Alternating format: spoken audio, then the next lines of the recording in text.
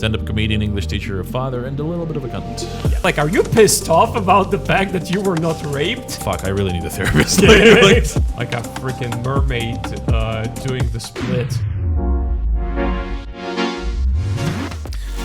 So hey guys, welcome to Stanis podcast number 6, and it's the first one where we actually have cameras, so that's gonna be different and probably worse, but who knows. And today I have here a very nice, good-looking, the most good-looking out of all the people I interviewed for now, guest. It's Kirill. And yeah, tell us something about yourself. Thanks for having me. You know, it's just like a very low bar considering that this is the first video podcast. It's the first video podcast, but as you will probably notice with my previous podcast featuring AI-generated Godzilla picture and the stickman, literal stickman that I drew in 3 seconds, Kirill is by far the most good-looking guest I ever had. I'm a 3D. I'm a 3D. I'm a 3D. 3 dicks. Well, that's good. Anyway, Kirill, you are you are an English teacher and an accomplished stand-up. Yep, I've been tutoring full-time for the past 4 years. I've been doing stand-up for the past 6 years, mostly English stand-up. I'm gonna be very... Yep. Like you just fixed it towards your eye, which I know you like to do. Yeah. Let's go again. So you are an English teacher and an accomplished stand-up. Well, I say accomplished, I mean really accomplished. Tell us about that. Well, I mean, Netflix is bumping into my emails. You know, dude, we want to give you a deal to film a special. Come on. What's your last name? Voronin. Voronin. Yeah. Kirill Voronin. Yeah. We just need the guy from the... You've seen Andrew Schultz just did. Yeah, of course. Yeah, it was really good. I want to have Bruce Buffer introducing me. Yeah, on so stage. you've been doing stand-up for 6 years, tutoring English for 4 years. Right. Were you doing stand-up in English the entire time? Yep. I've been doing mostly for the past 6 years. I've been doing stand-up mostly in English. I started like with Russian. The first 3 shows that I had were in Russian, which sucked. I bombed so hard. That the host actually roasted me in the middle of my performance when I had like the 3rd show. And after that, I found the expat bar in Moscow called Jim and Jack's, where stand-up was one of the main attractions back then, and started performing there. So, was it like this? You've been doing English-speaking stand-up for 2 years, and then you're like, I don't have any money. What could I do? No. I could roast children for their lack of English skills. I'm actually roasting adults Okay. for the lack of English skills, because I just, even my wife told me, like, never go to work at school because you would start killing kids on the 2nd day. It's true. Interestingly, I've been an English teacher for 5 years, around that. I quit around 4 years ago, around 6 years ago. I have one student right now. Just because somebody forgot that I'm not an English teacher anymore, recommended me, and I'm like, what the fuck do you want from me? I don't teach English anymore. And then she kind of told me what she wants, and I was like, damn, that sounds like a really interesting challenge and idea, because she's already very high level of English and she needs the slang and the movies and how to talk to like an American boyfriend and all that. I'm like, damn, that's actually pretty interesting. So like, I still have one. You can show her stand-up shows. Yeah, I already sent her this one. She kind of liked it, so that's good. I was showing her. We were going through some of the good ones lately, and I completely forgot what their names were. But honestly, there are some female comedians right now coming out that's like really good, which hasn't been happening like 4 years ago. I think there was there was Sarah Silverman, Amy Schumer, not so much, not for me. No, Amy Schumer, like everybody says that her first special was good, and then it just completely went off the rails, especially with the last one that she had, the leather special. Yeah, that was awful. I'm sorry, Amy, if you were going to watch it, but that was an awful vagina one. jokes all the way. Yeah, just like straight to hell. Yeah, that was. But right now, Taylor Thompson, I think. Tomlinson. Tomlinson. Yeah, Taylor Tomlinson. She's I great. just really love her. She's great. No, she's awesome. Yeah, she's awesome. I love her stand up. Yeah, it's like in stand-up, it's almost like with movies, where there are movies where they're like, oh, we changed all the characters to female versions and did nothing with that. And like there were like female stand-ups who were like this, and they were like, oh, we're joking female things, and that's it. But with like female comics like Taylor, she really does just great stand-up, which incorporates the fact that she's a woman and like stuff that goes with that. But really, a lot of her jokes, they just work by themselves. They're just relationship jokes or like observational jokes, and I really like them. I mean, in Russian stand-up, you also have plenty of female comedians who actually do not throw stereotypical female comedian jokes, right? About vagina or about being a slut. Or about look at me, how many, I don't know, husbands I had, and how many divorces I had. You're slightly roasting your wife right now, yeah? Yeah, kind of like that. She gives me a lot of my ideas for my material, just your life alone. And my students also, my students give me a lot of material for the stand-up show. Like for potential jokes, especially like with the stories that they tell me about their lives. Like I had one student, she's from Yekaterinburg, and she was telling me about like her life. And she told me the story. I was like, did you have any kind of freakish stories, like dangerous stories where you felt like in danger? And she was like, yeah. So my friend and I, when we were 16, we went to the forest. I'm like, okay, that's a good beginning. That's a good start. Go ahead. What could possibly go wrong, I feel like you're really giving Russia, like a bad rap, but at the same time, exactly the rap it already has. Exactly, yeah. Where do teenage kids go to fuck in Russia? To the forest. Let's go to the forest. Let's go to the forest. Let's find a really warm bear. Kind of try. I'll lay on top of him. Exactly. And you try to chase him down. Should probably work. So, and she was like, we were actually mugged there in the forest. Like a 40-year-old guy approached us, and he pulled out the knife, and he was like, "Give me all that you have." And they gave it to him, to him, yeah. And then she goes like, so we give him our wallets, our phones, and then he just leaves. And I thought that he was gonna rape us, but he didn't. And she sounded exactly like that. I'm like, are you pissed off about the fact that you were not raped? It was 2 girls, yeah? Yep. Okay, so 2 girls, 1 burglar. Yeah. But didn't work out. Unfortunately, yeah. I know, like, I feel like they're like, if you're thinking about like regular people, like burglars and all that, like not so many people are actually in the mood for spontaneous raping. Like I think it would actually take a lot out of you. I mean, dude, I'm already running low on calories. Just give me your fucking money so I could go get some Snickers, What? Fucking you in the forest? Nah, too much energy needs to be wasted. I won't be able to reach the shop. I'll just fade. Well, I thought you said eating sneakers, like, Air Jordans in the nearby town. And it was like when he said, give me your all, and they just start performing their, like High School Musical bits that they've been working on, and they give it their all, and they're like, not impressed. Leaves. Not impressed. Do you have any money? Didn't even rape them. Like, he was so disappointed with the performance. He's like, I was going to rape you, but now I don't feel like it. Not really my standard, girls. Maybe the next time. Maybe the next time you could get some extra courses and come to this forest again. You work on your dancing skills, and especially on your singing, and maybe then. Especially on your singing. Maybe then. Well, that's good. So how old are you actually? I'm 30. You're literally 30. Yeah, I'm 30 years old. I am 30 as well, and we both have beards, so I look like a freaking, I don't know, like a stereotypical terrorist with this beard, I think. I don't know, like it's interesting, like the other day I found out that the guy I thought was around 35 was 40, And like now I find out that the guy I thought was around 35 is 30.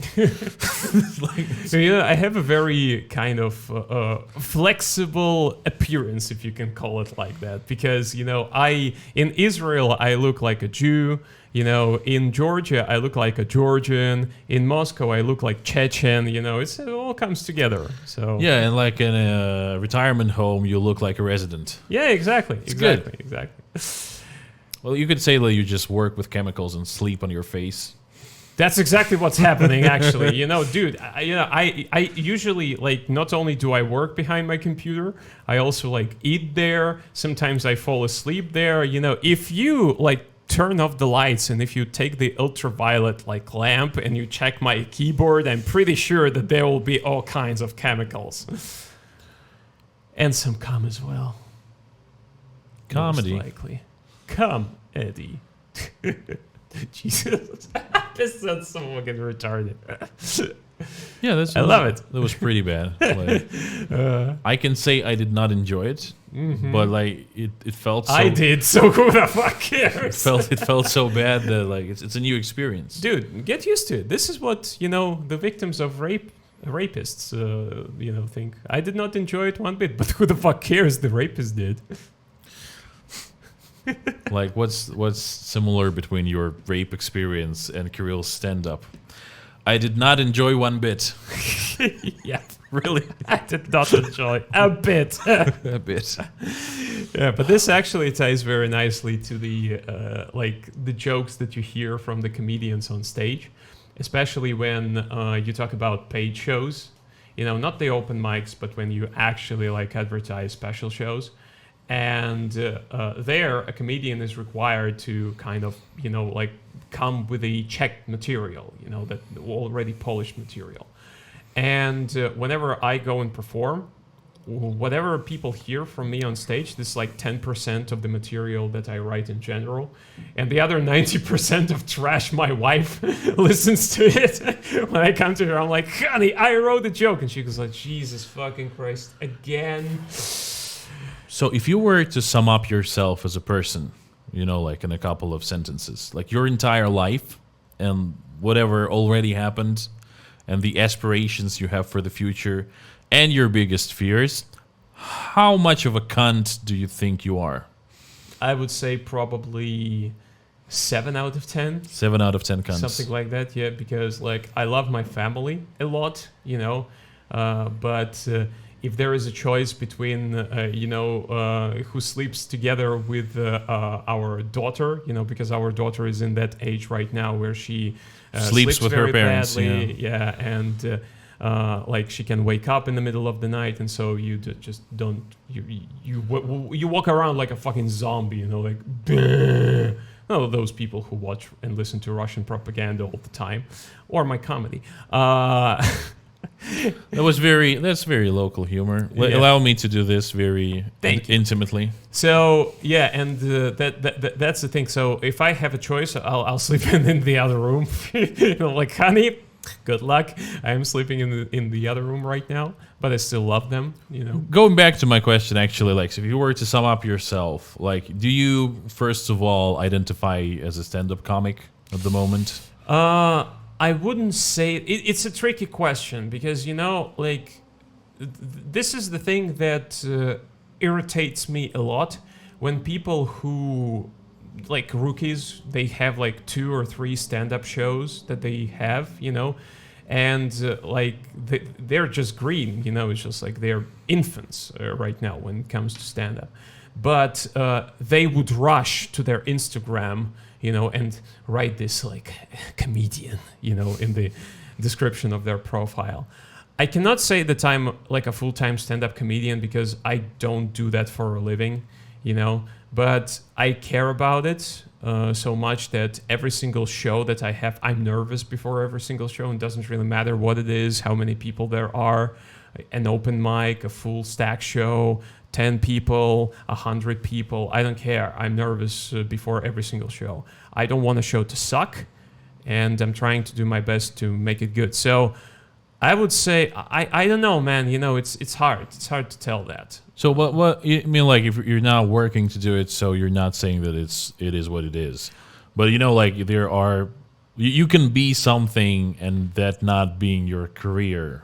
Yeah, well, you see, here's the thing. Like, there is people argue all the time. How do you call a person a professional in something? You know, Yeah. and a common description is that whenever you start earning money by doing something, you can call yourself a professional in this. So, have I earned money with stand-up? Yes, I have in the past, and I do even now. Not a lot, you know. But just that's for a couple of not years. actually what I'm asking. Yeah. It's not about it whether you feel that you're a professional stand-up comic.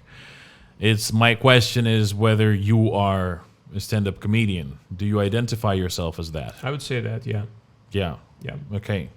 What about other things? What other things would you say that you are? I am an English teacher. Obviously, that's my profession. I would say that I am a good father and a good husband. Yes, honey, that's for you. If you're watching this, you will, of course. I will make you do that. And I would say that I have flaws in my character that I know, but I'm too lazy to fix them. You know. How did you get to that? Like, Well, like for example, there are some things that I realize that I am being a little bit of a cunt when that I do, you know, but I just cannot bring myself to change them. Like for example, when I talk to my mom, you know. so you're talking about who you are, and you're saying like, okay, I am a stand-up comedian, I'm an English teacher, and I'm a cunt. And a little bit of a That's cunt. and a little bit of a cunt. Okay, that's good. A father and a little bit of a cunt. Yeah, a father and a little bit of a cunt. Stand-up comedian, English teacher, a father, and a little bit of a cunt. Yep. That would be your four things. Yep, that would sum up me very nicely, I would say. Interesting. Like it's very nice to have a way of knowing who you are, I guess. I mean, sometimes it just so sometimes you just do not think about it. I had to take some time right now to tell you who Yep. I am because I've never thought about that. You never thought about who you are? Yeah, I mean, I go with the flow. At 30 years old. Yep, It's amazing. yep. You're- Because I always want to try to do something new. Yeah. You know, in my life. Like for example, when I was 25, I started doing stand up. Yep. Just because I wanted to somehow make my life more interesting than it used to be. Then when I got married, when I met my wife, actually, that's a completely fucking different story. Because when I met my wife, she had a brain tumor, and we didn't know whether she would survive or not. Fuck, man. And I was like, fuck it, let's do this. You know, like You're like, I might want to make my life a little less interesting now? Was that the thought you had at that moment? I also had a thought that, you know, here's where my cunt side came out. I was like, well, at least I'll have some material for a stand-up. That you would have a lot of material. That's Yep. true. I mean, 80% of my material is probably about my family and about my life, which is kind of interesting to talk about, you know, because when you... I think that I'm skipping a lot right now, yeah, because I'm like, let's talk about stand-up, you know, like, and stuff like that. But we all get inspired by some comedians before we go and do our first shows, like, yeah. Like you told me, like, you can say it again, yeah, you were inspired by several comedians as Yeah, well. well, mostly like the first thing I was really inspired by was like, it was the first like show. It was Eddie Izzard and just his... I would say like me studying at a philological, doing an English language major at the Moscow State University, and him joking about Latin and joking about history and all that stuff. It really resonated, and it showed me like this different side of.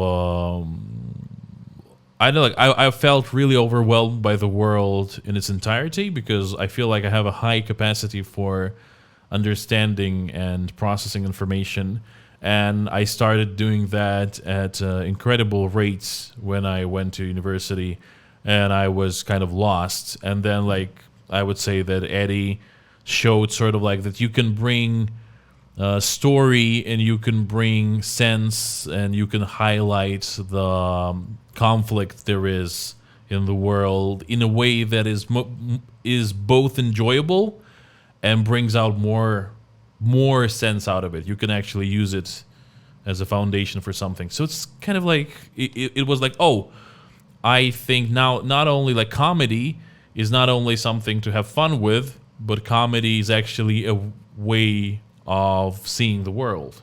And can be educational as well. Yeah, I mean, sure. yeah, sure. Yeah, like people like Eddie Izzard, the first show that you did here, yeah, I told you like that your joke, your Jesus bit, yeah, that just was like, I saw Louis C.K., a lot of Louis C.K. in that.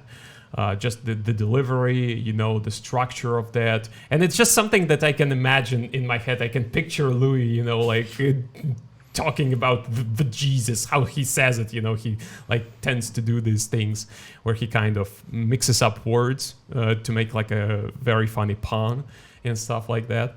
When I started watching stand-up, it was a classic for me, like George Carlin, obviously, I still think that he is the one who, thanks to whom we have the stand-up in such form that we have right now. And even historically that is so, because he had a show which was called Seven Dirty Words. That was late 1970s, and they broadcasted it on national television. And during that show, he said multiple times all of those dirty words. Yeah, it was like cunt, fuck, shit, piss, motherfucker. Yeah, exactly. And that was never that had never been seen, on television back then. He was arrested right after that show. Really? Yeah, he was arrested. Cool. Right. He told the story of how I get off stage, I go to my to the green room, yeah, and then I hear the knock on the door, and there are cops standing there. So cool. That's cool. He was arrested, but that in a lot of ways broke the censorship for comedians on television. They're like, we don't know what to do anymore. Yeah, of course, because it's such a mind fuck, especially when you're, for example, from a country like Russia, like you watch the TNT channel where the stand-up shows are being shown. And it's like such innocent material, yeah? And then you go and watch like comedians recording specials for BBC, and they're like just raping the hell out of these dirty words, dirty jokes, and you're like, wow, that can be said on national television. And that's like the freedom that comedians need, because like I know a little bit about how comedians go and perform on TNT channel in Russia, because I have some comedians who did that, and they told me flat out that like 90% of our material was either cut or rewritten by the writers for the channel, because they're like, no, you cannot joke about this, you cannot joke about this and this. One girl who is a very good comedian and a very good friend of mine, Maria. Her name is Maria Fedulova. She is one of those female comedians who have observational humor, and she makes a lot of jokes based on that. She has some bits about like sperm, like sex and so on and so forth, but that's not... She always has bits of sperm in her? Yeah. You know what? I didn't have glasses at the time, so I couldn't really check. I understand. Check that, yeah. And when she went there and she presented her material to them, they cut out everything except for the jokes about sex and the jokes about boyfriends. And she was like, why? And they told her flat out that it's not in your character. You do not look like a person who can say these jokes, but like, you look like a person who says you these really jokes. Do not look like a man to us. Kind of like that. Yeah, we're looking at you. We really don't, and so it's good. Exactly. Yeah. So that's the difference. Let's not get too deep into the Russian scene, as like I think it's probably somewhat interesting, and at the same time, I don't see people from US actually caring about it enough to like suffice to say, like I think like from that point of view, is that like Russian stand-up scene is completely different, especially because it's very, very young, and now it's been crippled like twice by coronavirus, and now by all the comedians leaving the country and moving to Georgia. Probably other places. Armenia as well. Yeah. Are there Russian-speaking stand-ups in Georgia or Armenia?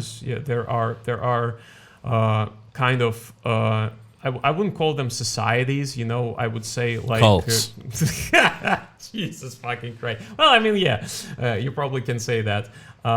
In Georgia, there is the one called Commigration. Basically, these are all Russian comedians who moved here, and they put together this, and they have shows basically on daily basis here. See, like stand-up is a horrible type of cult because, like, whenever you have a stand-up orgy, everybody gets tired by like in 15 minutes. And everybody has not more than 5 minutes, and if they perform badly, they have 3 minutes. It's true.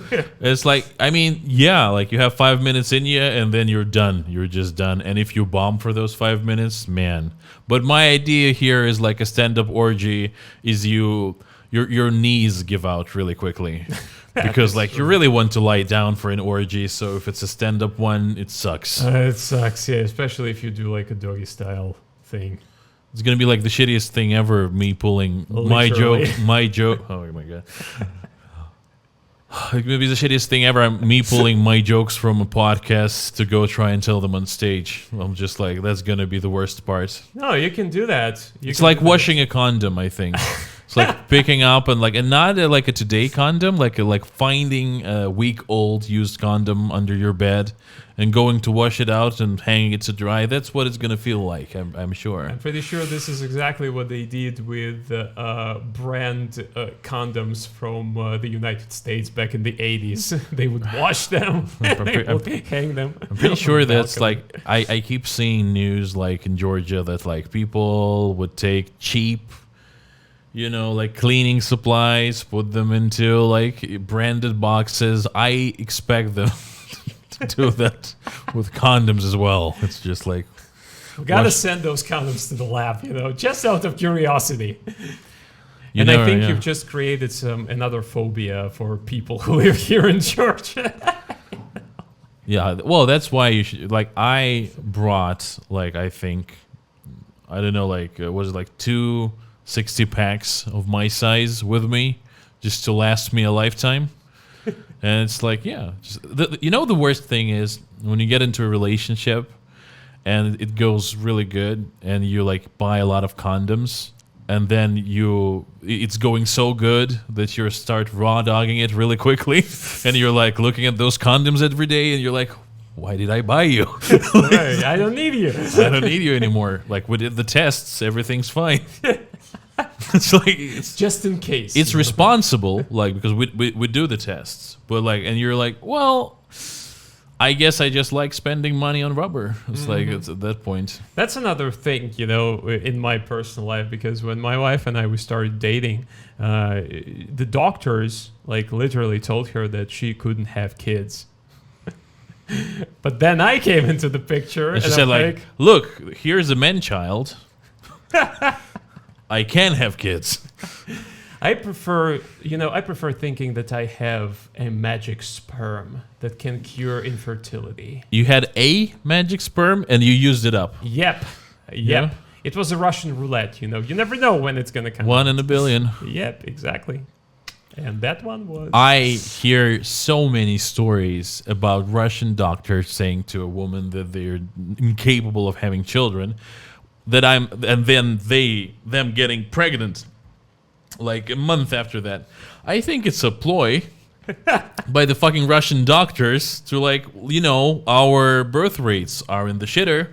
How about we tell everybody they can? It's like, it's like a forbidden fruit. Like you're like, oh, I can have children. I'm no longer child free. I'll get that fucking kid. Because like you cannot tell me what I can and cannot do, you motherfucking doctor. And then everybody gets pregnant. In my head, I always imagined like when a woman comes to gynecologist, and they tell her that she cannot have children. You immediately think it's a man. Yep, because it's a doctor. It's a Russian thing because we have, horrible sexist beliefs. Horrible sexist beliefs in our grammar, by the way. So because a doctor is of masculine gender in the Russian language, the word. So yeah. A little bit of Russian grammar for those who don't give a fuck. And so, I just imagine like how a woman comes to gynecologist and they're like, fuck, I don't want to, it's lunchtime, you can't have kids, get the fuck out, So, and then you can take like all the database of women who were said that by a gynecologist, and compare it to the lunchtime of gynecologists. I think you will get a 100% match. That makes sense. Like, it's like with judges. I remember that little piece of news that like the guilty verdicts usually precede the lunch. It's like, so it's basically like 99.7% of those cases. I've been wondering, like, with the content that I produce, I'm sort of, it's not that I on purpose am hiding the fact that I'm Russian, but I never really base what I say and what I do on that. I guess the thing is that, like, that you said, like, your comedy comes a lot from your, like, family and your stories. I'm sort of the opposite of that in a way that I have my life, which is just my life. And then I have entertainment and sort of like secondary worlds that I enjoy being in and I enjoy creating, but they are separate to me. Basically, they are like the jokes that I create exists in sort of like a imaginary world. It's like the meanings that I play with, and like with videos as well. I never really got into, for example, Instagram stories, even when they were like right now it's more of an addiction that some uncool people didn't shake. We used to be when Instagram stories were really cool, and you were like, whoa, he's really good at Instagram stories. I'm gonna suck his dick. And like, I'm not homo, and like, I don't care. What you're sucking it. It was a very weird time. But I never got into that. Like, I hate it. I don't want to share my actual life. I like to perform. I like to put on a show. But it's an introverted thing for me. Like, I prepare a show and I do it. Or I prepare a mood. Like, we have this podcast. And I'm not here as me. I'm here as, we're going to do a podcast. I'll try to put together some energy. And I'll do a show. Even if it's a low effort one, it's still that. It's not that I'm like, well, I need to go pick up my dry cleaning after this, so let's talk about that. And I didn't pay my electricity bills, or like, here's the problem I had in my sex life. Let's talk about that. Those will all be made up, basically. Mm-hmm. You see, this is exactly the reason why I base practically all of my jokes on my my real life experience, because these are the situations that I go through, as a person. This is what is happening to me every single time, every single day. And then I filter them into jokes through my perspective, through my holy shit, that's a blooper. Through my perception of reality, how do I perceive this world? And a lot of cases, when I bring my own perspective into that, people can relate to that, right? And besides, I do that because I am very tired of the observational comedy of speculation. Because whenever you would see, a lot of comedians do that, when you listen to them, they just speculate on things. It's not really what is happening to them or has ever happened to them. They've heard the stories from other people, and then they're like, okay, I can add a twist here, a twist there, and it will turn into a joke. I mean, yeah, it's true, but again, it's not your personal experience. I think that when it happens to you, it just adds more to the effect that the joke has on people. People can relate to that, We're probably from different schools of thought here. The idea is that you're talking about stories that are a lot like, so here I am doing this, basically, and or have you ever have this happen to you? Not exactly, no. Not only.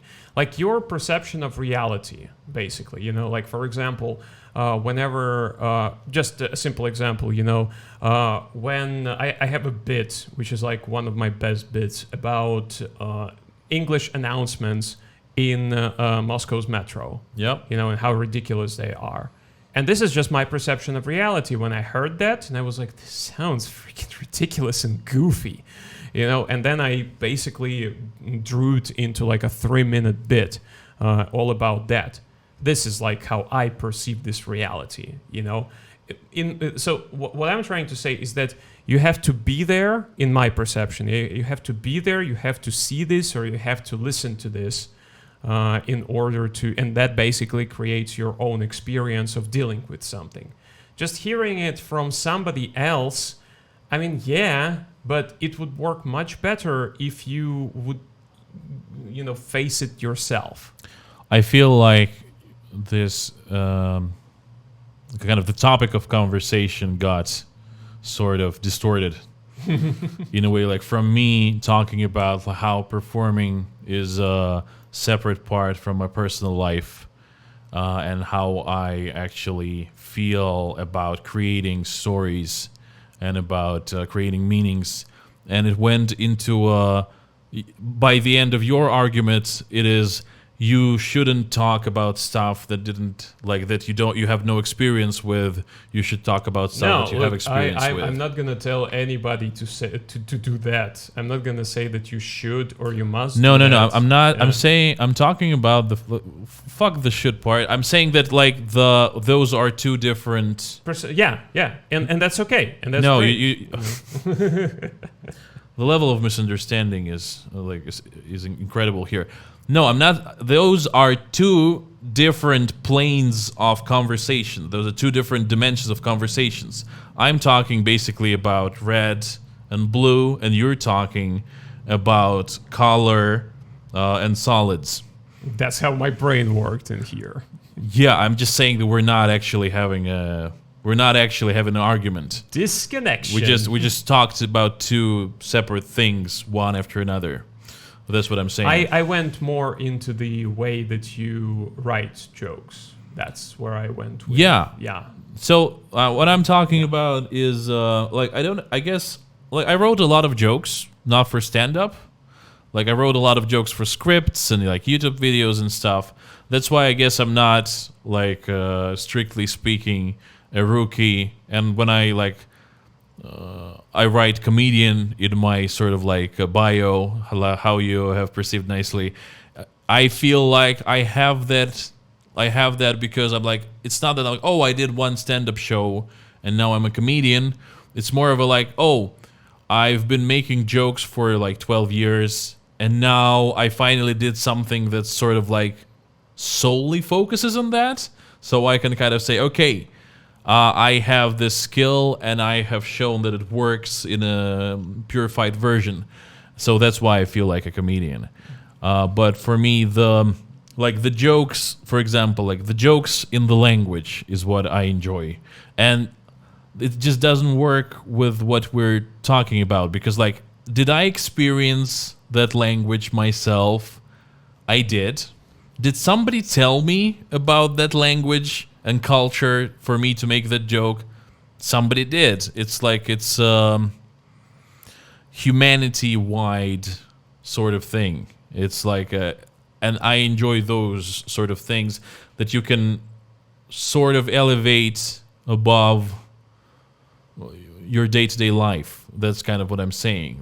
I like pattern recognition on the higher level of abstraction, which is a lot less grounded, and in many ways, it's a different type of comedy, a different type of thinking.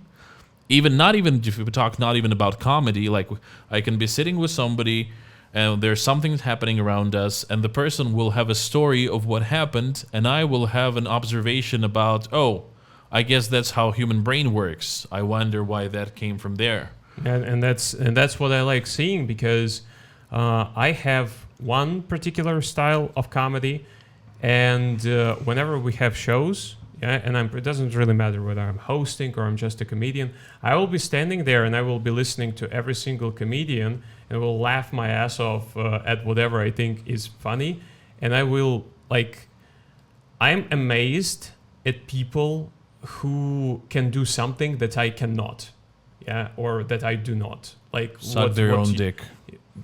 I have to. I can do that if I remove my ribs. Like, potentially I can do that. Yeah, but still, like for example, the way that you approach comedy and the way that you write jokes, I cannot do that. Yeah, I mean, maybe I can if I try. Yeah, but I do not do that. That's kind of out of my way of writing. Yeah, and out of character as well. Yeah, and I am amazed at people like you who write other style, of jokes and comedy, and I will enjoy them. Like, how do you like? But how do you? But Jesus is in my head. You see, this is when you know that you actually wrote a fucking great bit, when it just sticks into the people's minds. I do believe that, like, at some point, if I do it again, people will be coming up to me after the show and be like, "Vagina Jesus," and they'll be like, they won't remember my name. They will look at my face and they will see a vagina and a Jesus icon just next to me. Exactly. Like that's what people used to do to me. They were like pointing their fingers. But how do you land your, like, this is what I'm bringing back to the conversation. I'm not trying to prove anything. I wonder, like you said, that it's bad when people make jokes about something they heard about. And does that comply in any way? Maybe I formulated that not as I wanted to. I was just trying to say that this is how I perceive writing jokes for myself is better. Yeah? Okay, just that. But that is for the human level stories, basically, where you need to kind have of like that. Yeah. You sort of need to have a story about actual people. It's not going to be a joke about chestnuts being actual testicles on your chest. No. Because that's hasn't happened to anybody, hopefully. Yeah. But if it did, Write would it be in the comments, guys. it would be a funnier. I admit, if somebody had testicles sewn onto their chest, don't laugh, it's serious. If somebody had testicles sewn onto their chest and they told the joke and showed the testicles, it probably would be funnier. Maybe you're actually right. If somebody did see vagina Jesus. Sometimes when I think about what's the worst case scenario to my health that can happen apart from dying, I'm like getting cancer, and then I'm thinking like this would be bad, but I will choke the fuck out of this topic. This is the same thing, chestnuts. I'm just picturing it in my head right now. I feel like I really, with those images, like I felt very constricted by the 5 minutes, because there's so much for people to like really suck on, in that, like, really let them taste in their mouth when it comes to jokes like chest testicles, because like you really need to put them in. And now, when you go into such, because it's a bit basically, yeah, it's a very long bit that requires like more than 5 minutes, obviously, yeah. Chestnuts was like 30 seconds. Yeah, well, I mean, if you make it a part of the bigger bit, yeah, or something. You like mean that. like Because a if forehead dick? Yeah, Or- something. I'm not sure. Add more details to that. I'm not sure where we're going with that. Like, if you make it a 30-minute bit about testicles on your chest, maybe you have a problem. Maybe you're like... So in terms of like you, when you went on stage, yeah, and you knew that you had 5 minutes, were you feeling like a little bit limited with those minutes? I felt limited in the moment where I couldn't finish the stuff. Like, I had another joke, actually. Like, I finished not on my last joke, but I realized that I thought I had like 7 minutes of material, but with the audience laughing and me checking if they got it, it was actually more like a 12 minutes show, and that was a problem. Like, it was a good problem to have, but that was a problem. But yeah, no, I'm not just asking those things to be a dick about it. I like that we actually brought it back to, I agree now with you that if somebody had this crazy experience, no, really, like, it would be funnier. But the idea is that nobody did, so we're doing the next best thing. Like we can only hope to find a person. No, of course. I mean, with like, testicles on their chest. Yeah, I get what you're going with that, because like what you brought when you brought the example of Eddie Izzard, you know, Yeah. I think that he's one of the most talented comedians like ever. Yeah. Too bad he doesn't do much comedy anymore. Like, Yeah, he does. I mean, he runs marathons right now, I think. I don't know, like he shaves his legs and runs marathons. It's Yeah, like it's great for your health, Eddie. But like, what are we supposed to do? Yeah. Like I love when the world gets such kind of different comedians, you know, from everybody else, because there are so many comedians that joke about the same stuff. You know, and it's just, it sounds the same, the wording is practically the same, and so on and so forth. You know, and every now and then when people come with the other perspective, with the other mindset, like for example that you have, I think it's amazing. I just wonder, actually, going from that, like I sort of understand myself, but I wonder why people even want to do comedy. Different things. Like if you ask most of people, they would say, oh, we had some fucked up situations in our life. We had depression. I was abused as a child, you know, that I like how we disappeared immediately when it came to abuse. Like, we had fucked up stuff, we had this, we had that. I was abused. Yeah. But we had a horrible childhood. So basically, most of them would tell you that we had a lot of things happening in our life, and most of them were negative, and we want to reflect on them. And the best way to reflect is humor. And they go on stage and they want to share it with people. I already want to sort of slow you down, because you already said something that feels very deep to me and not apparent. Like you're saying that, like you said, the best way to reflect is comedy, basically humor. Is it? Not for everybody, I mean, of course. Well, no, I mean, if you have a choice, you know, between stand-up, for example, and therapy, go choose therapy. I'm telling you, that's gonna be I would much never better for go you. to a person who has the rapist written on their door to help me with my sexual abuse problems. It's not good. Oh, yeah, I get that. And there are examples of people who, like, reflect on such horrible events of their life through comedy. And like on a personal example, I can bring out my wife, who was sexually abused by her older brother when she was 14, and she wrote about that, and now she jokes all the time about that, like on social media, in real life, you know. And for her, it's like it makes it better. I just remembered when, like, Bobby Lee, if you know his bits.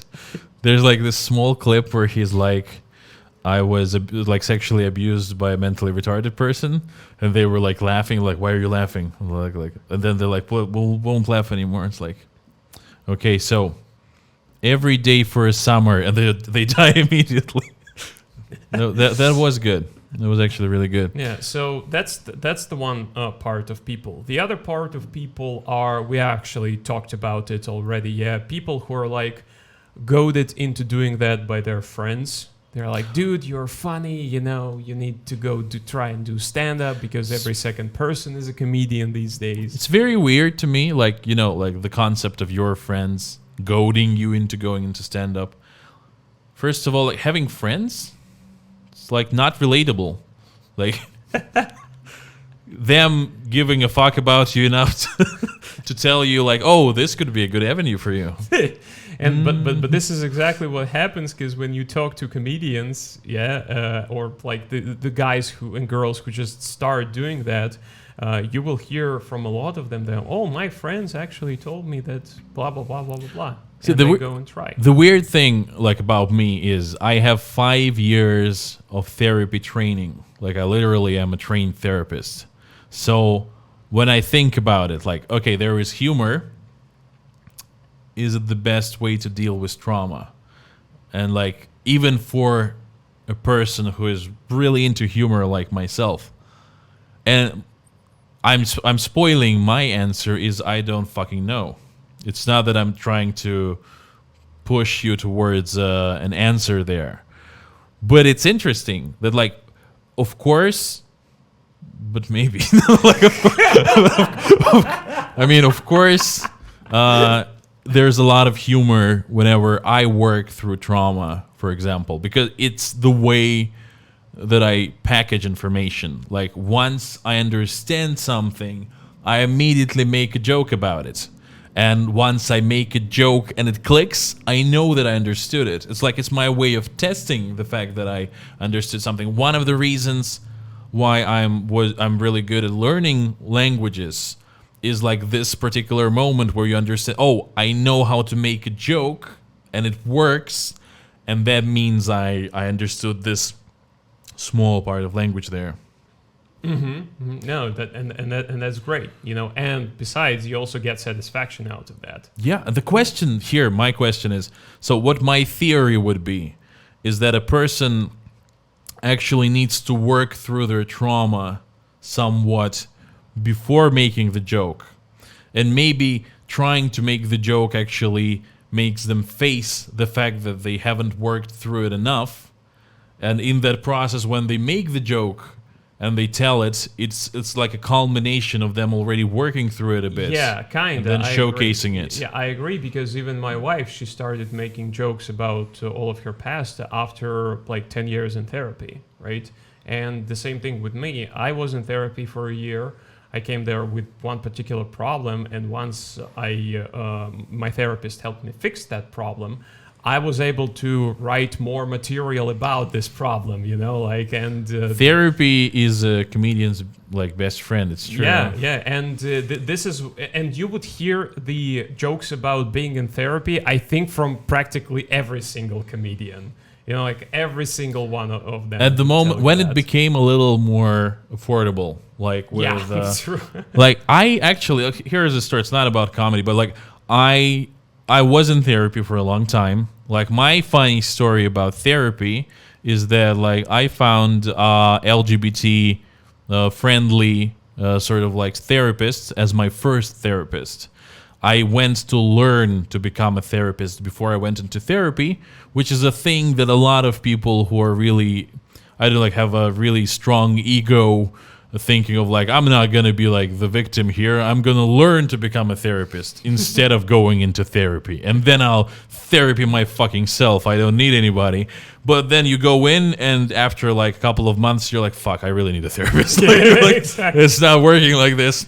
But then I'll find somebody who I will not be afraid of being myself with. And the idea was like, for me, it was, okay, I was not that sure that I was pansexual at that moment, but I had a really strong feeling of that. And I knew that I was polyamorous.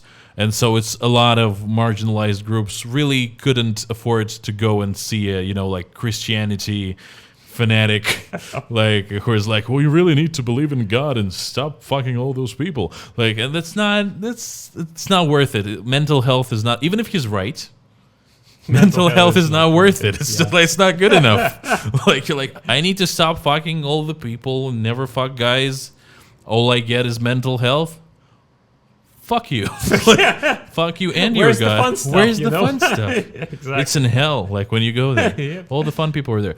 Anyway, and I found a really great therapist who was really nice, like was actually one of the only open gay therapists in Moscow. And it was has a really nice accolades, and just a really cool guy. And he he was quite popular. And so he was sleeping during our sessions a lot because he was so tired from all the clients he had and from doing like his master's degree. And at the peak of that, I actually came in for one of our sessions, and he was sitting in the garden in front of the house, like where we're doing, like, he was drunk as fuck. He was like so drunk. And we just made progress of me, like I finally started talking to him about my alcoholic father. It's my favorite story.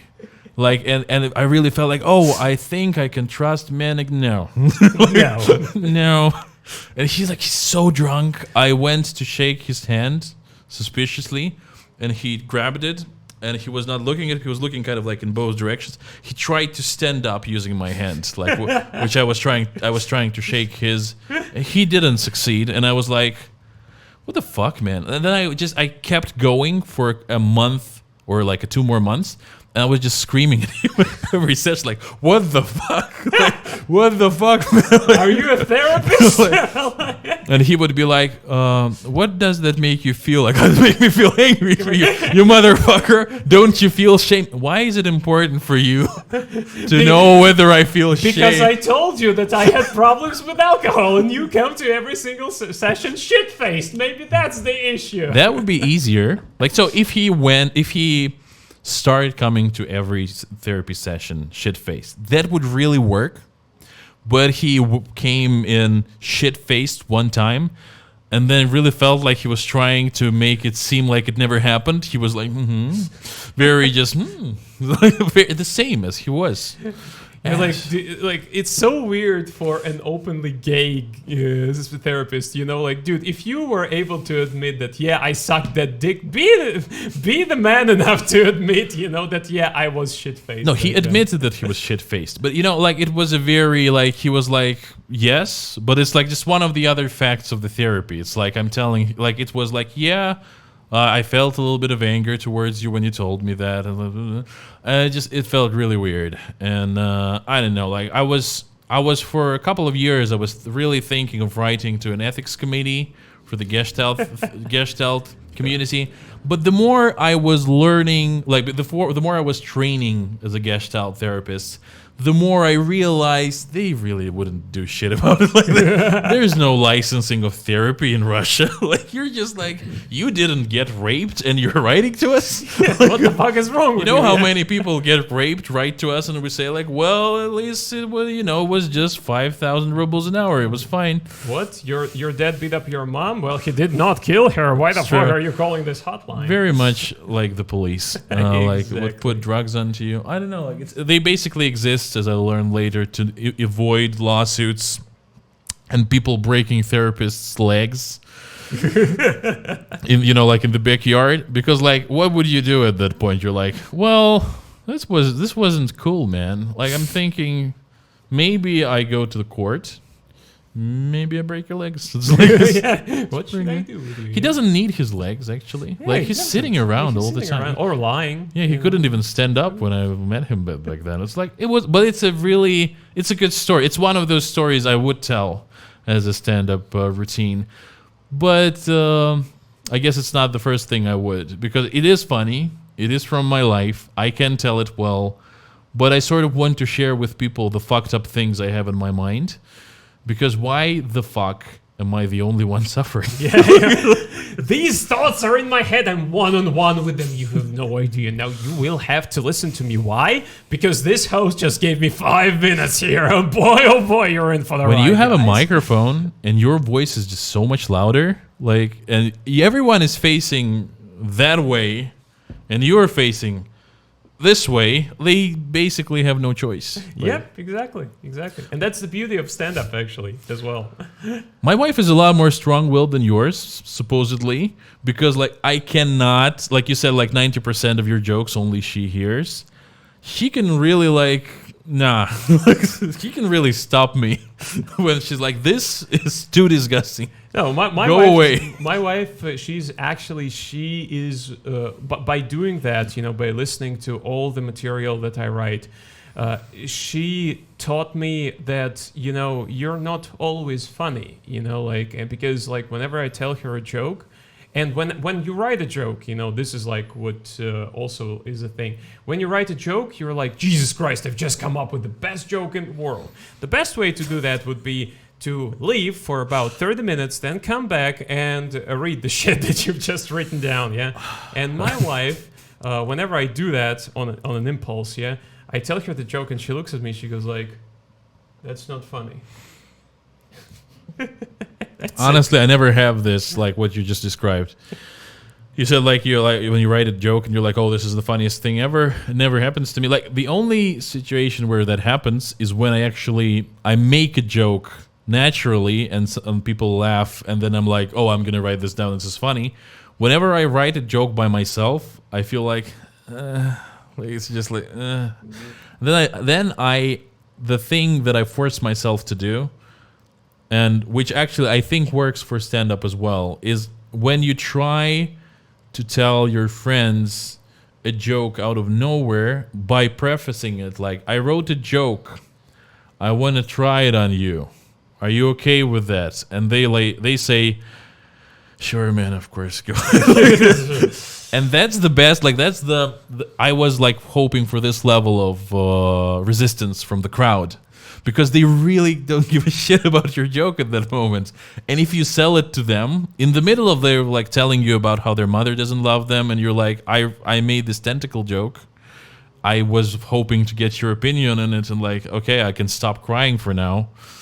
Listen to your fucking tentacle joke, and if they laugh, you're like, that was a fucking good tentacle joke. Yeah, that man. was a good fucking tentacle joke. You know, this all comes to be that I once used to talking about the crowd effect. Yeah, I once used to think that there can be bad crowds, you know, just bad crowds.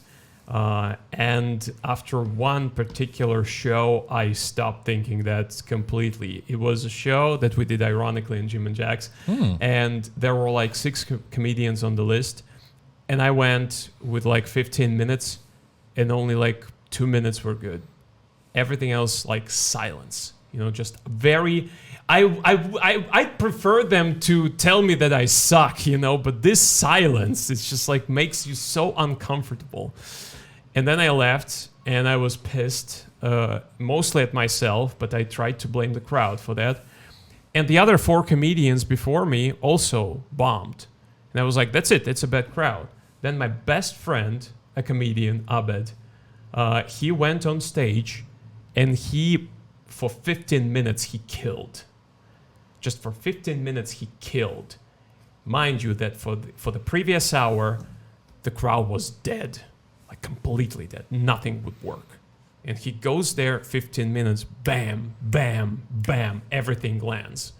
And at that point I was like, nah, there are no bad crowds. You know, you have to feel the crowd in order to do that. I think though, like it's I agree, it's like a weird concept even for me to say like there's a bad crowd. I do believe there might be sort of like cunts in the audience. No, I'm saying there might be a rhythm and a sort of like a story there for them to build up energy that you don't even understand. Like where, not saying that your friend didn't completely turn it around, maybe he did. And he probably did, like at least for 40 to 50%. But maybe the crowd also somehow was gaining energy at that point, because like as a comedian you really think about like it's you happening to them, but from my experience of sitting in a crowd, I might just really not give a shit. Maybe I'm waiting for my burger. Maybe like they have a slow day in the kitchen and they messed up everybody's orders and they're like, fuck, where's my food? And there's this fucking guy, like I don't give a shit about him. And then they all get the food and then they eat it and they're like, oh, it's a food coma and I'm so angry about it not getting here. And then when they finally digest it a little bit and the alcohol hits and they're like, well, this is not such a bad evening. This is exactly why most of the hosts tell them, you know, at the beginning of the show, order drinks, guys, order drinks. The show's gonna be that much funnier. I'm so weirded out by the fact that World's End Bar doesn't have food. Yeah, by the way, yeah. I think they used to, by the way. I think they used to have it. You know, like it's, for me, it's like I might be hungry. Like I wasn't hungry before the show and I wouldn't eat before the show. I came in there and like my friends who came in immediately started looking for food. And I was like, you know, I can bet everybody else is doing that as well. And if I were to be sitting here listening to potentially horrible jokes for like now and 2 hours now, and I'm hungry, I would fucking kill myself. Yeah, and you would be pissed at the world around you. I mean, nothing. Like I understand being a bar, not having like you know, a giant menu. Fucking make a burger. Like make the same burger for everybody. Fuck the vegans. Fuck them. Like just fuck the vegetarians, the pescatarians, everybody. Just like one burger. And if you can't even be arsed to cook, just have something. I don't know, like canned tuna in a spoon. Yeah, plastic spoon. After an hour of horrible jokes and not eating, I would be like praying to God for that fucking canned tuna, man. Like, Yeah, I think that for them, then again, you have to take into perception the place, it's the venue itself, yeah, because most of the people who come there for the stand-up show, they're all, you saw the audience is mostly expats, like foreigners. And this is one of those places where foreigners usually tend to hang out, expat bars. So I think that most of them already knew about the, no food stuff. Also hating money, Well, To be fair, that is the place. But let's not trash the place, the venue that gives us. I don't know what to tell you. I feel like it's gonna be my opener every time. I'm like, where is the food? And the toilet's dirty. Wait a minute, I'm waiting for my Bolt courier. He's about to come bring me food, and only after that I'll start my set. Well, yeah, no. Well, I at the very least I really enjoyed the lighting. I didn't enjoy the microphone looking like it was chewed by somebody's asshole with teeth. Like Marty, the host, the previous time, he went on there, he took this mic, he was like, this looks like Cornado, like ice cream bar. It was really... It does really look like one. Like, it's weird. Like, it's very... Like, like a microphone is the most phallic thing in the comedy show, and if yours is just, like, chewed up, you have questions. The first thing that I had in my head when I saw this microphone was like, who was killed by this? Because this microphone, I swear to God, it looks like a gun that was thrown into the river after committing like 5 murders, and then some boy actually somehow got possession of this and then killed more people and then brought it to the stand-up club. Really, what is, like, going back to a more broader topics, what's really weird to me is to me comedy is packaging information, and everything, like storytelling is packaging information. Storytelling is packaging valuable information, because like basically people have this tool to preserve information that helps them survive. That's basically what storytelling is, and it has a structure that does that. And where you really just like, that you need to go through hardship, and you learn the way you need to do it, what kind of sacrifice you need to be able to do, and why is it important to tell new stories. New contexts show different challenges, they show different sacrifices, they show sort of like different contexts for everything. But still, like, you need to really viscerally live through that. And the weird thing is, where I'm like teetering on the edge all the time, is I am first of all like a parasocial kind of guy, where I'm like, I loved YouTube. So basically why I even started doing all this shit is that like I was learning, like I was training to become a therapist, and it costs money. And I ran out of money, and I only worked as like an English teacher or like a delivery guy before that.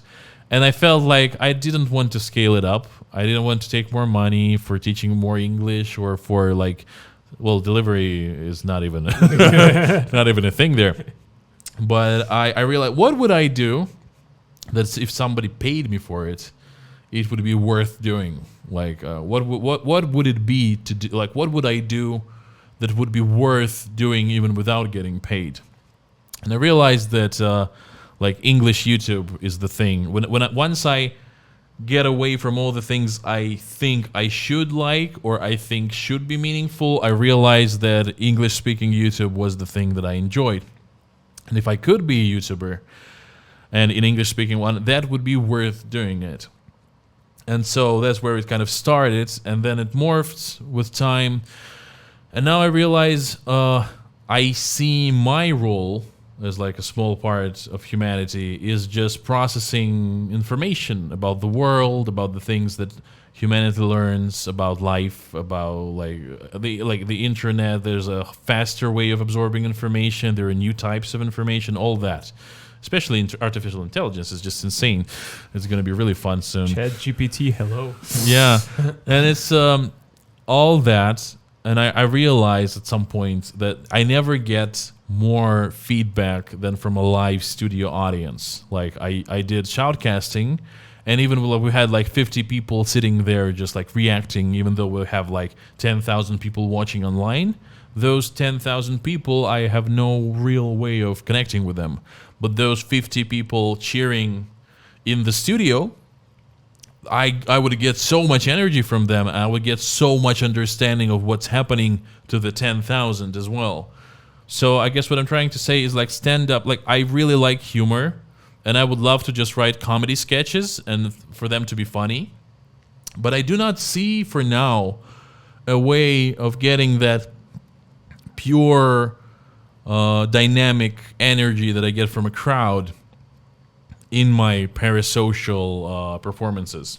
Basically, you need like a live feedback from people. But it's impossible for example, for sketch shows. Like you cannot do the stuff you do with a sketch show on the stage. Of course. But just the fact that I feel people responding to my humor makes me like it makes me feel like in my gut I can kind of tell more what is funny and how it is funny to people. Like I do not foresee myself having a lot of success with stand-up, at least right now, just because there's no place to grow. Like if I was in New York, I could be like, oh, I'm going to do a lot of open mics, I'm going to work on that, but that's not in the cards at the moment. But what I can foresee sort of like getting a good rhythm of feeling out what's funny and how it is funny, and then maybe, for example, actually translating it into podcasts like this, because we're making jokes, and I think they're kind of funny. They're less funny than the stand-up ones because there's less structure there. They're not like sort of as polished at all. Mm-hmm. But doing more stand-up, I think you can do funnier podcasts. Funnier podcasts can reach more people with the right packaging, and then it all feeds back into actually maybe you have so much success with your podcasts or your little videos that you get a live tour just based on your fans living in certain places, and you're like, oh, I bet I can get together with an agency and sell a tour in like, I don't know, like a lot of my viewers live in Toronto. I don't know, like let's try and sell out a venue there, and it sells out, and you're like, good, now we do Vancouver and stuff like that. And then maybe you go all the way back. You fuel yourself by the live stand-up, you do parasocial comedy, and then maybe you go all the way back around to doing live comedy from that. That's kind of my view of all. That's kind of something like Andrew Schultz has done. Yeah. Because originally he was a radio host. Then he started a podcast. What was Funny Guys podcast or whatever it was I called. Don't know his story remember, this well. Yeah. And then he just exploded into a comedian, yeah? But it's a very... Here's the thing, like, I have studied a lot about the American comedy scene and podcasting as well, because practically every single comedian has a podcast right now. Sure. And when you check those podcasts, you'll be like, dude, this person just started the podcast like not so long ago, but they already have like an audience, what's up with that? And it's a little bit different because there are only a handful of examples when the person and the podcast in particular, if we're talking about that, like gained popularity and exploded because of only them, their views, their perception, and the content that they produce on a podcast, yeah? Joe Rogan is one of those examples. And there was actually Joe Budden as well. He's like a rapper who basically also created like a podcast, and he was way before Joe Rogan, and he was like much more popular at the time. But right now, like whenever you go and you listen to a comedian's podcast, then you would try to check, if you do some research, yeah? Okay, so this guy is friends with this comedian and this comedian. Oh, and this more popular comedian has a more popular podcast. And then this guy went to his more popular podcast friends where he advertised that he is going to launch a podcast himself. And that's where the initial audience comes from. And with Joe Rogan in particular, that was a case because he gave the boost to a lot of his friends' comedians. True. Bert Kreischer, Bill Burr, Brendan Schaub, although I fucking don't want to call him a comedian.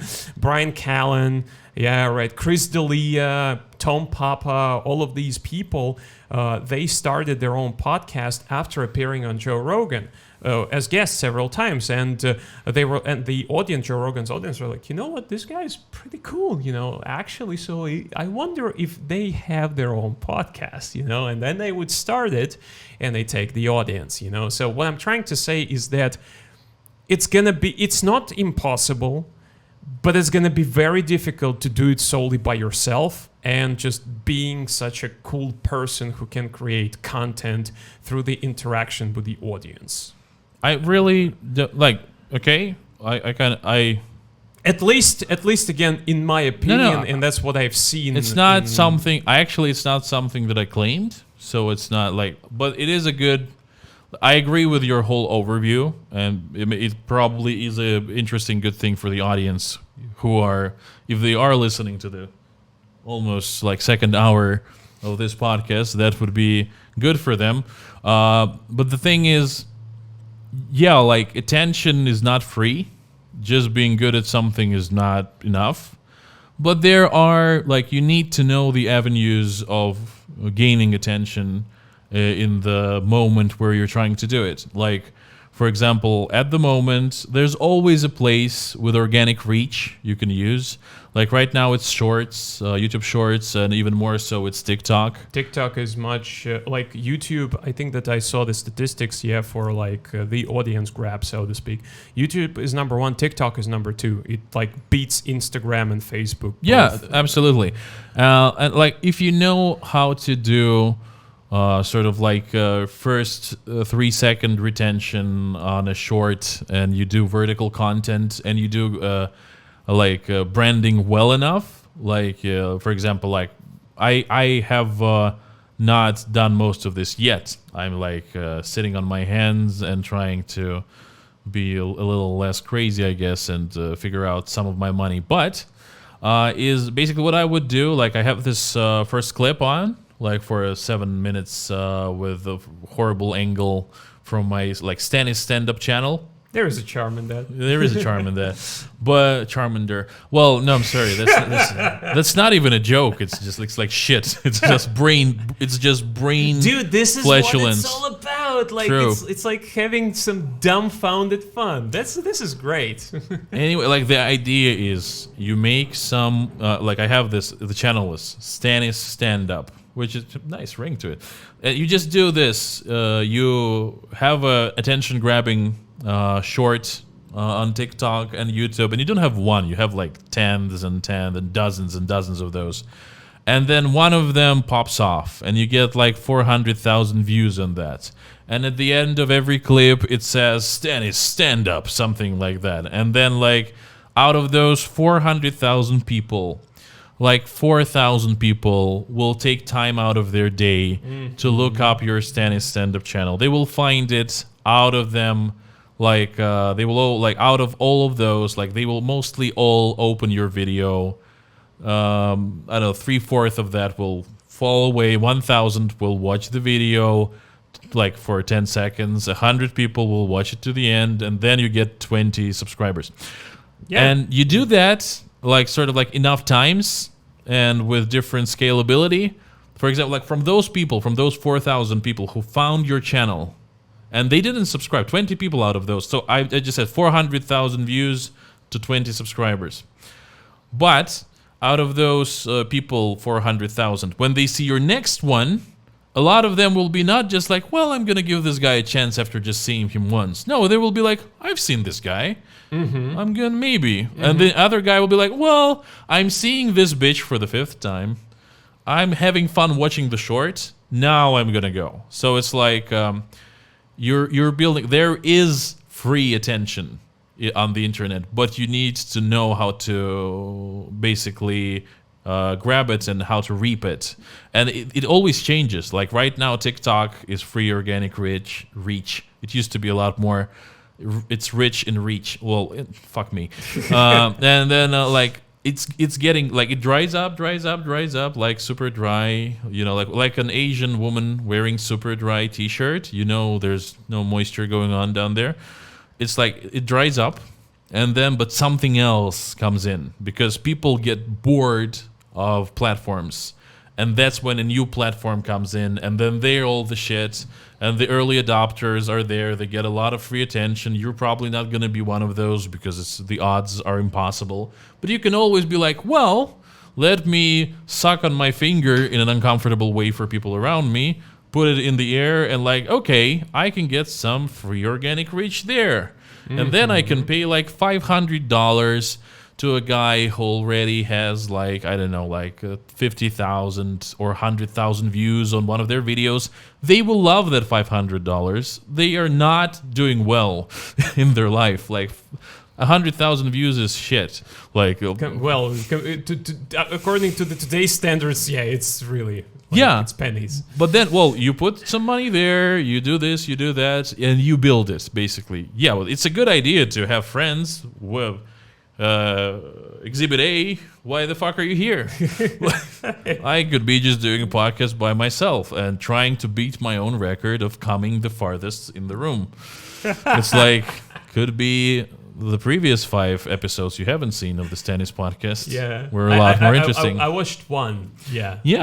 I listened. Well, I mean, like, I just stared at the picture. This is the first one you can watch, guys. Don't listen to him. Yeah. The really first one. But imagine, guys, like, instead of my face right now, you would see a generic picture of Godzilla. You know, like, this is what I did. It is not. It is not generic. It's very beautiful, and it's AI generated. Okay. Sorry. As you say. Yeah, but this is a great like strategy that you've just put together. Yeah, no, this is truly I mean, like, I'm trying to imagine how much work it's gonna take, you know, to just invest into that. But it's fun to do. Yeah, it's fun to do, and some comedians, even in particular, you know, they've had second life thanks to that. In particular, Bert Kreischer. You know, because he exploded with that machine story. I'm the machine. You know, like, I know. Okay, do tell, but I do know all of that. Yeah, so that was his initial boom, and everybody knew him as a guy who performs shirtless.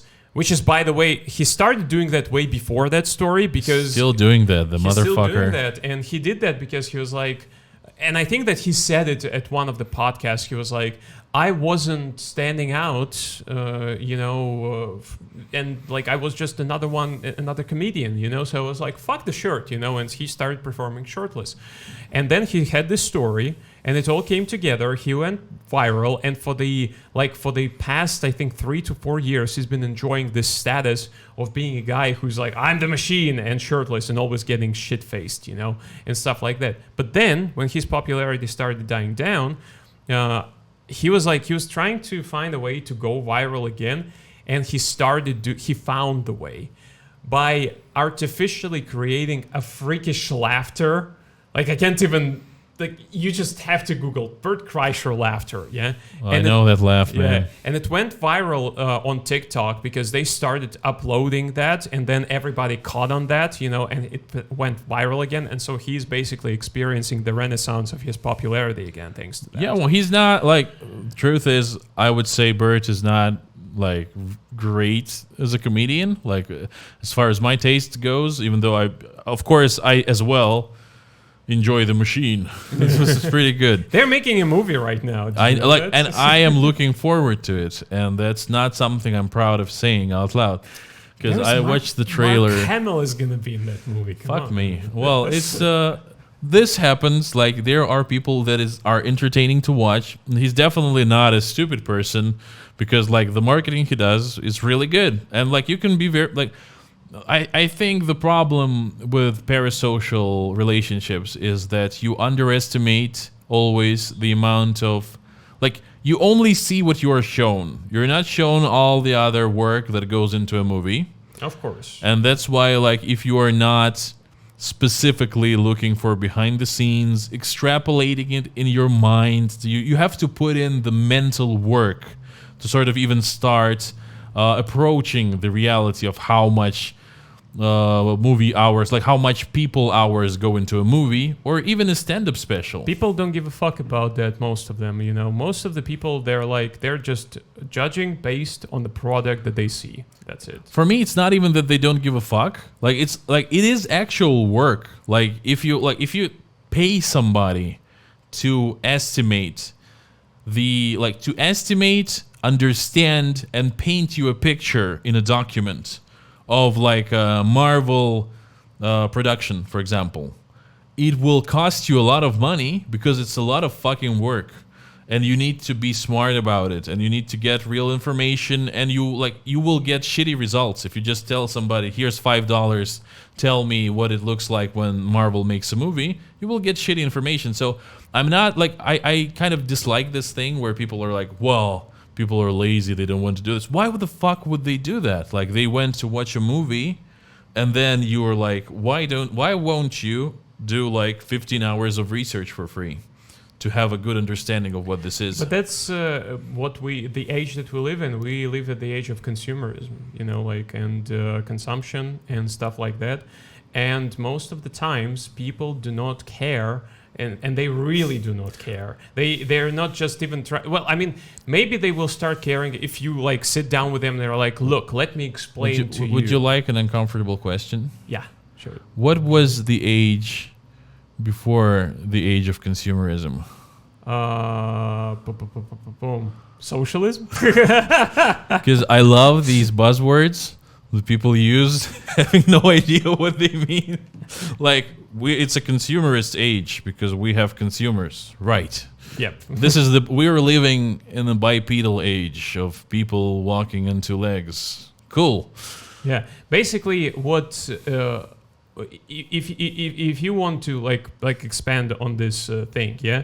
Right now, the span of attention of people is very short, right? Sure. That's why we have like things like TikTok. It's just like fast food, basically, for people. Sure. Okay, something funny, you know, blah, blah, blah. The same thing goes to movies, you know. Not very few movies will stay in your head that will make you think, reevaluate your, I don't know, some views on life and so on and so forth. For a lot of people, it's just like a popcorn thing. And I really don't know about that. I mean, not about everything you're saying, but for example, you just said that like it won't stay in your brain, like it won't make you reevaluate your values. Well, you're 30. Like, of course, the things that affected your values the most are in the past, and the older you become, the harder it is to impact your values. I remember my values being impacted by whatever movie I would watch as a kid, even if it was quite popular, just like not that deep. Like, and I just like what I'm doing right now is like, I'm not really want to pick a fight with you. I'm picking a fight with. Pick a fight with me, man. I really want to pick a fight with, the things that people say that are like full ready-made chunks of thought of like, oh, we live in a consumerist age. Oh, the attention span is getting shorter. Oh, like the people are not impacted by the movies. I mean, you can talk about the attention span, for example, getting shorter, simply based on the fact that such I'm things not like saying TikTok are it's popular. not true. Yeah. I'm saying there is a host of meanings and contexts that are brought with this phrase. And you're really, for me, like building a very fast food case right now of like, I have heard these arguments stacked on top of each other so many times. So I wonder, what new thing do you want to say with this? Like, what is it? And what the more important question is, what do people actually keep saying with these same things all the time? If we go back to what we were talking about, I just want to say that people do not give a fuck in their majority about how much power, energy, and resources were put into developing a product. I don't give a fuck what was put into the production of a movie if the movie sucks. You know, like my friend and I, we have a habit. We're Star Wars geeks, and every single time that a new movie comes out, we go and watch it, even if it's bad. You know, like we don't care. And like the last 3 episodes of Star Wars, they suck ass. Like if you people, I see like you're rolling your eyes. You're like, Sure, yeah, that was a hell. I haven't even watched the last one. I watched it. It was so dumb. We were sitting in the cinema, and one dialogue was so retarded that I started laughing. Like the entire cinema could hear it. I was just like, this is fucking dumb.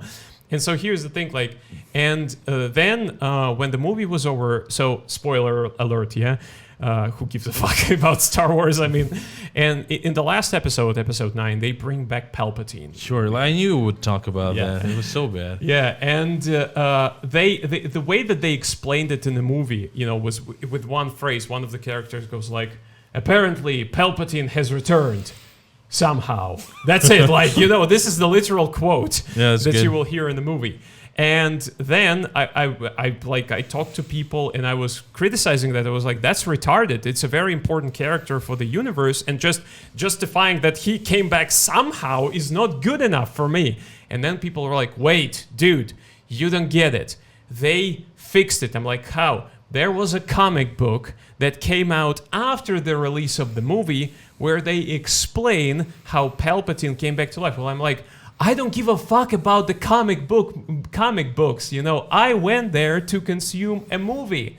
And this, even if we consider that, this is too much of an important case, you know, important storyline to like keep outside of the movie.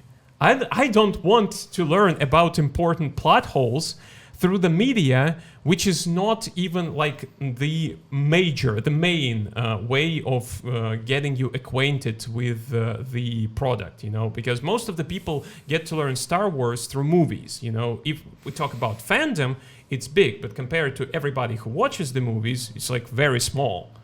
So that's the thing, you know. And that's why I don't give a fuck that they came out with the story, you know, like of how Palpatine came back if they did not put it into the movie. And I don't give a fuck how much money and human resources they spent making those 3 episodes because they sucked ass. You know, that's about that. And that's the opinion of more of the majority of people. They don't care what you put into your content. You know, it's just like, you can just open the YouTube comments of like popular videos, yeah, just to see what the majority thinks about it. And if you're like, see, this sucks, period, you're like, why the fuck does it suck? Like, do you know how much time and effort I put into that? And you're like, yeah, I don't give a fuck, it sucks anyway. I really disagree with you a lot here. Like, to me, the way, like, my understanding of how community works and how people's attention works, it's first of all, people who write comments underneath videos are a very small subset of people, and probably living in their mom's basements. Well, not really. Like, it's I guess I'm feeling tired. This is just such a big chunk of ignorance to clear up. This is so hard. No, shoot it. I'm good. I don't want to give you free education. That's what I'm saying. Like, I'm not gonna pay you, Jesus fucking Christ. You're gonna pay Jesus fucking Christ every time you go to the church. Just imagine how much of a content like I'm giving to you right now. You know that people who are gonna watch it just gonna watch the next episode if we ever do it. You know, just like to see. This fucking guy is so ignorant. I want to see him getting educated by this guy. That's good. That's a cliffhanger.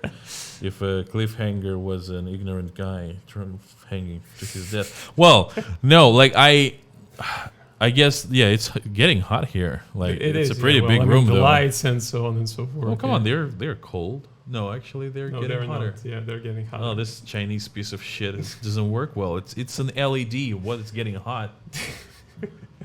We actually have the window cracked. Open, yeah. I was like, I'm gonna open a window. To hell with the sound quality, and then I'm like, fuck, it's already open. In Georgia, you need to have air conditioner to survive. Here, look at that. Is it working? No. Look at it. Feel colder. I'm just pointing into an air conditioner. Cool. Well, anyway,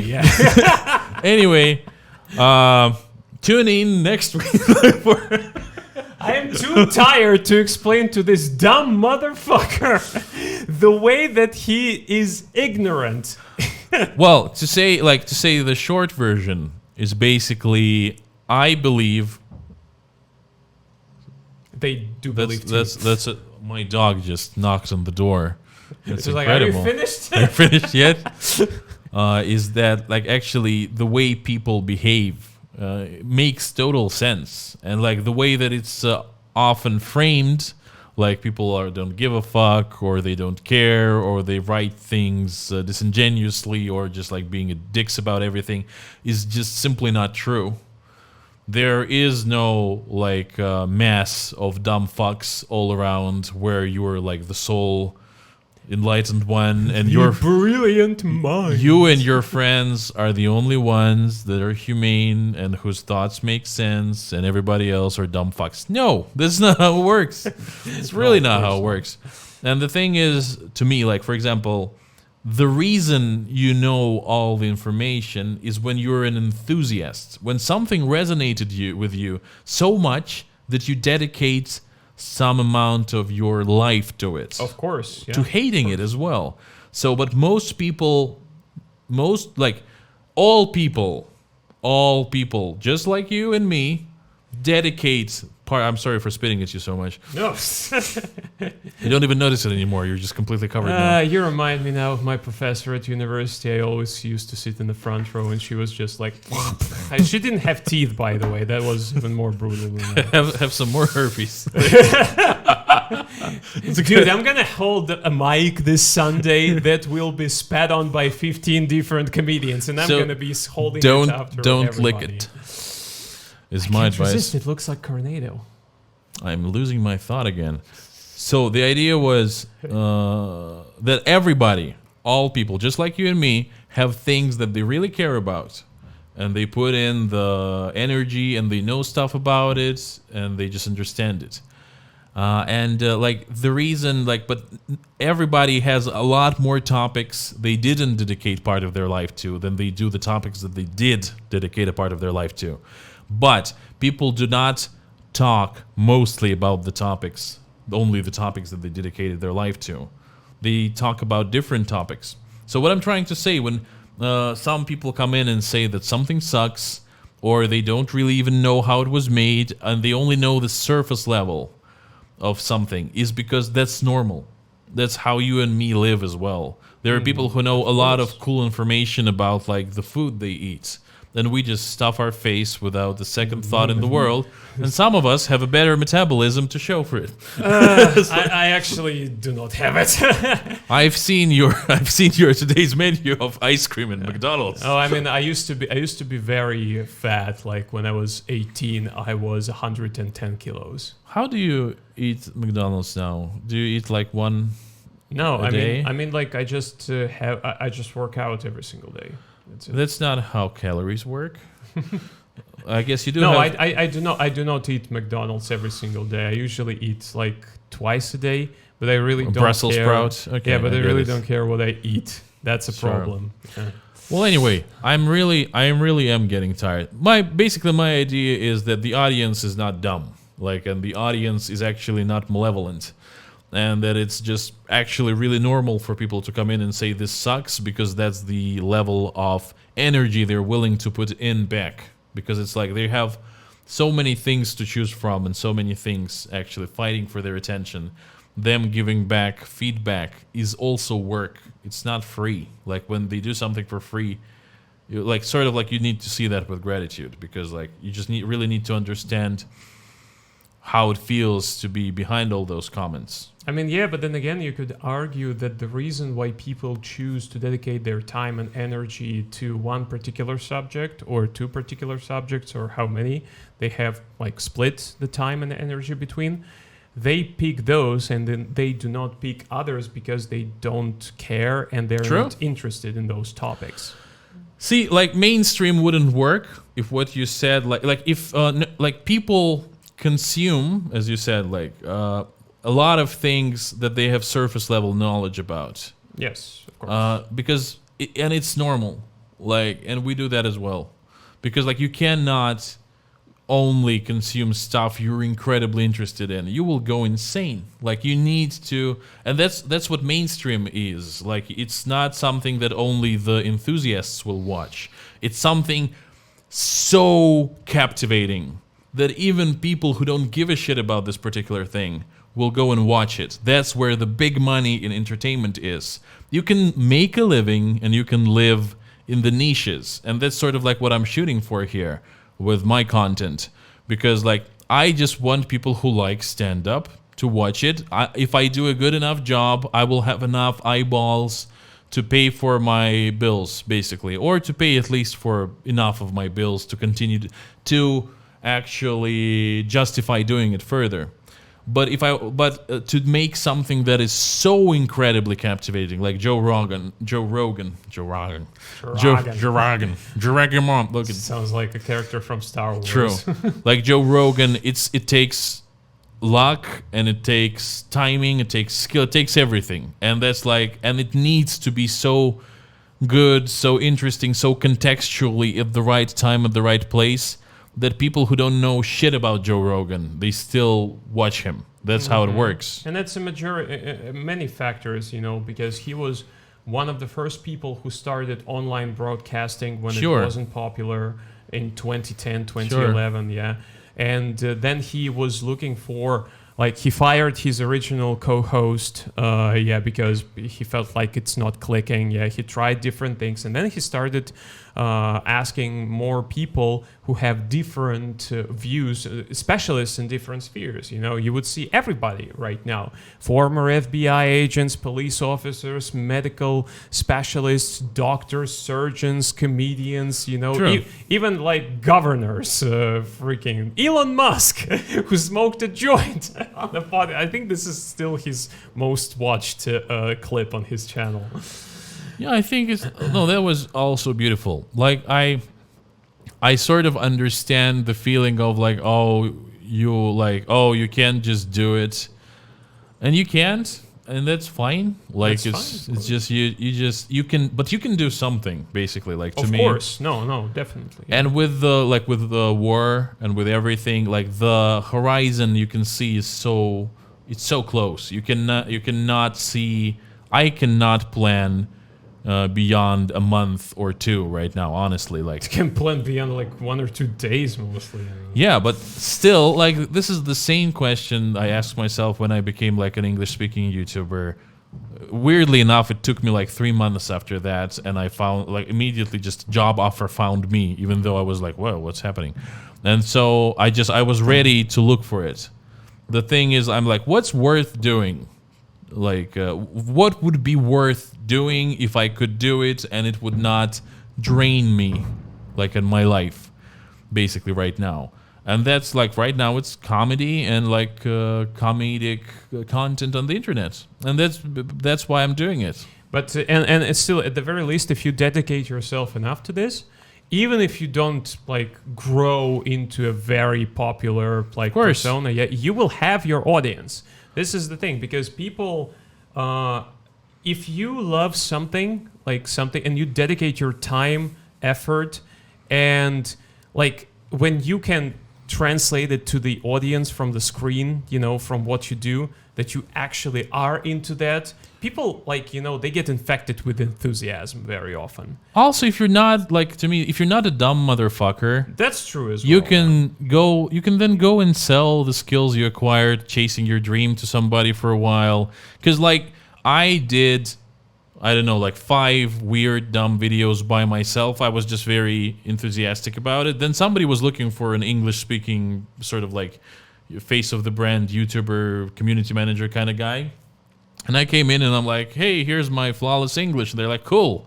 We haven't seen that in a while. And then they're like, well, do you know anything about YouTube? And I'm like, yeah, I really like YouTube. And like, did you do anything? And I'm like, I'm showing them. And they're like, well, it's kind of shit, but it's actually a lot better than the nothing people show us. Because like I did a Let's Play, I did like a sketch, kind of a sketch. I wrote 2 comedy songs, and they all sucked horribly. But you could see like, oh, this guy just doing shit, and he's like, he'll do better, and I did do better. And that's, if I have like a shitty but kind of like quality podcast about comedy, I can quite easily go and sell, I'll make you a podcast, you big corporation, you. Definitely, because it's like I used to have like a podcast as well, just not on YouTube, like on podcast platforms. And that landed me a side job that helped me a lot when I was financially not very stable. Long story short, there was a YouTuber who made this, food porn videos, like basically, let's make a gigantic pizza, or something like that. Like Russian epic meal times? Something like that, yeah, something like that. And they were looking to expand onto the Western market, and they were like, we're looking for a voiceover actor who would be translating and voicing the videos. And one of my students sent me this. I texted them. They were like, can you show us anything? I'm like, sure, here's the podcast that I'm doing. It's already like, very impressive. Yeah, and they were like, cool, impressive. Yeah, they were like, cool, you kind of do not sound like a Russian, a little bit. So, yeah, and they were like, yeah, cool, let's do this. And we worked with them for a year. And that was actually one of the most really prolific time of my life, and I enjoyed it a lot because, I liked it, Yeah, I liked it. Yeah, get your work. Great. The only, I've been listening to you this whole podcast, and the only thing that keeps fucking with me is that you use an American accent, and then all the time you fucking say after, and I want to kill you. It's like, it's the thing that, some people, they're like looking at me, what the fuck, man? What's wrong with it? Is there like a malfunction in your American English brain? Because I would say, I would speak with this accent and I would say either, or something like that. Actually, Americans can say either. Sometimes, if they it's like that's that. See, there's cardinal sins, and there's the horrific stuff you're doing with after. I've seen very funny, short story. After one of the shows in Moscow, we went to a bar, and there were two guys from the audience, an American and a Brit, and they got shit faced. And at some point, they got into this Americans versus Brits shtick. And the Brit, at one point, he looked at this guy and he was like, we gave you our language and you butchered it. And I'm like, this is the funniest shit I've ever seen in my life. Truth is, because I used to have a really good British accent, and I had a shit American one. And the reason I'm speaking with an American accent right now is that, the question was, what will be easier for the global market to consume? Mm-hmm. And the thing is, when you're you have an Indian players, for example, and you show them a trailer with American accent, the R's are pronounced, the words are easier to tell apart. So I had to actually learn my American, which was really shitty, just 4 years ago. And now I sort of forgot my British accent. But good thing I actually met a girl yesterday on a walk, who is a British girl whose name is Love, which is funny. I have so many jokes, and and this thing that happens to me after talking to a British person for 3 minutes, I immediately grab my British accent back, but I cannot pull it out of the bag. Mm-hmm, mm-hmm. Hopefully, I can talk to her a little more, and maybe some other British people, and I can have it back. No, it's great because in terms of British English, I still have some patterns of it in my brain, in terms of grammar, for example. I love using tenses, different tenses. Unlike most of the Americans do, I actually do enjoy using present perfect in my speech. You started speaking with a little bit of a British accent immediately as you turn to the topic. Really? Yeah, because you go watch back the episode when it's out, and just see that when you started talking about British accent, you started using it a little bit. The only real fight that my wife and I have had over all of the years that we've been together, it was about languages. Actually, I thought you would say it was a 4-round. You're no gloves. Yeah. MMA rules. and I bit the fuck out of the bitch. In the cage. In the cage, yeah. Choked her out with Today in the triangle. cage, it's Kirill Voronin against Anna Voronina. Yeah. Lazareva. Lazareva. She Yeah. didn't take. Yeah. She didn't take his last name because she already knew he was a bitch. Now she's going to wipe the floor with his bitch ass.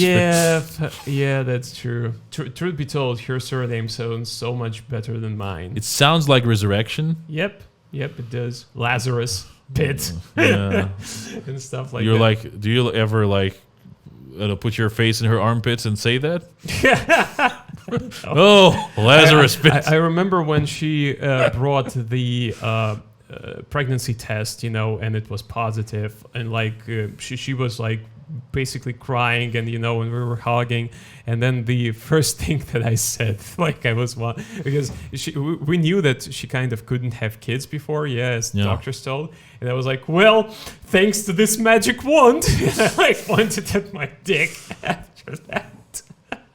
She didn't slap me, which I thought that she would just beat the piss out of me after that. Skedaddle, skedoodle. Yeah, but that was like our biggest argument, where we literally like verbally fought, was about the languages, because at the time I've always had this American accent, and when I became a teacher full time, I kind of, at the beginning, I missed on the fact that we are kind of teaching British English, and the pronunciation should be appropriate as well. You just started jumping around so much with your accent when you started talking about accents. I don't control it, dude. I went to slap you. Honestly, I don't control that. And so I told her about my work day, and I was like, so they learned a few new words here, and one of those words was. And I pronounced it like that, squirrel, and I pronounced it as squirrel, because like I speak with American accent more often than not, and she was like, look, but you're teaching like British English, you need to teach them the right pronunciation, and then we started like fighting, like really, and she started crying, dude, like imagine how, and when we cooled off, like I'm sitting there, I'm thinking, Jesus fucking Christ, I made my wife, my future wife, back then she was my girlfriend, like I made her cry because of a fucking word. That's when you realize you need to be a stand-up comedian. Yeah, I had already been a stand-up comedian. I'm that good with words. Yeah. And then I actually apologized. I looked at her, I was like, honey, I figured it out. I thought about this, and you were right. I was wrong. And she had the eyes, she looked at me as if she saw like a freaking mermaid doing the split. Fuck me, man. That's a good metaphor. I like it. So that's that. But you know what? To kind of wrap this up, I guess I really enjoyed it, man. No, I really enjoyed making your wife cry. Yeah, no. That was good too. A little bit of a cunt, like I said, like I've said before. Yeah. So no, really, I enjoyed doing this podcast with you because, and this is the thing, you can call me out on shit, you can confront me on things. I love it because I am ready to admit when I'm wrong. When if a person proves to me that I'm wrong. And knowing that, I can be ignorant very often, and like when people call you out for that, especially during like a podcast, makes for a great content as well. Honestly, like that's the whole battle plan I came up in the first 30 minutes, because I realized we're so similar in our sort of like different interests and things we want to talk about. It will not make for a good podcast unless I start destroying you as a person. Good thing I went through therapy, yeah. Well, it has been really nice, and hopefully you guys liked it as well. And do leave comments, subscribe, like, do all that stuff. Will not matter too much. Watch time is still king, and not many people will make it here, but it's nice to say. Well, anyway, I'll see you next time. Say bye. Ciao, guys. Stanis out.